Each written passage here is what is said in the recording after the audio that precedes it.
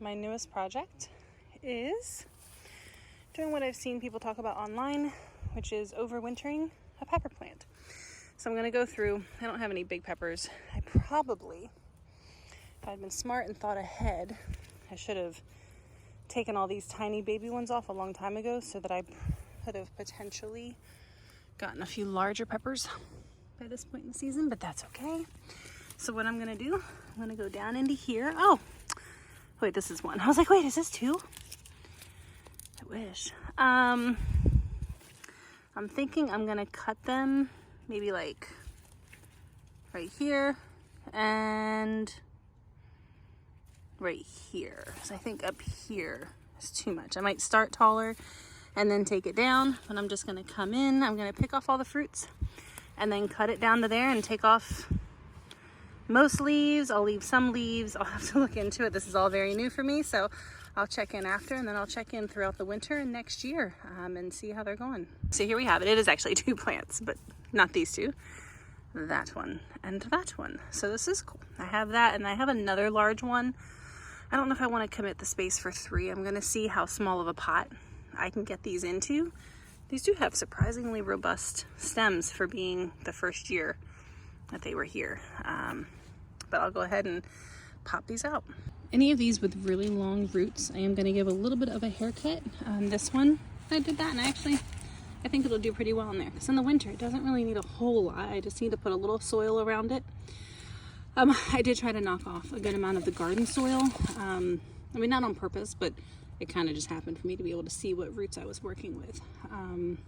But that way I'm also not bringing too many of these bugs into our porch.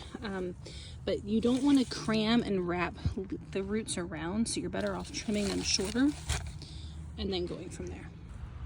Here we have it.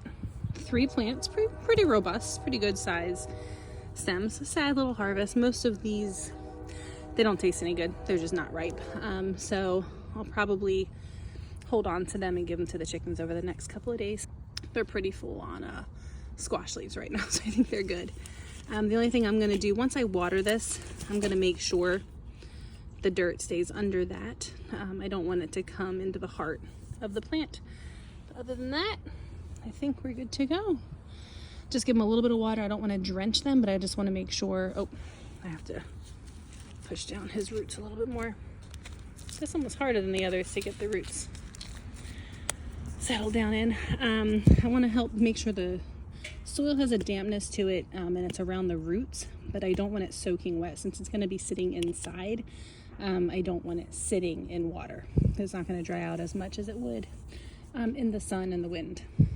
Just checking in, it is the beginning of January, so it's been a few months now since I popped these bell peppers out of the ground, and they've been hanging in there really well. This other one maybe isn't looking quite as good, but it still is alive. Like, it's, if I do this, it's solid in the base. It's not like the roots aren't dead. It's still living. This one's doing really well. This one, this leaf that I never took off. I mean, this one has a leaf and a living leaf, so it still has some nutrients coursing through.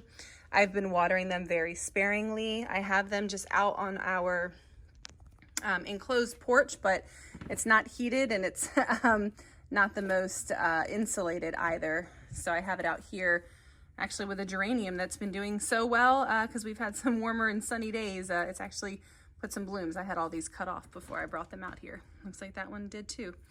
And some citrus plants. So far these are hanging in there really well. I'm excited to keep them going, and in a couple of months I'll be able to start acclimating them to outside. So I just wanted to check in one last time, and maybe next summer I'll put up something new when I put these in the ground and kind of maybe monitor how they progress through the season there.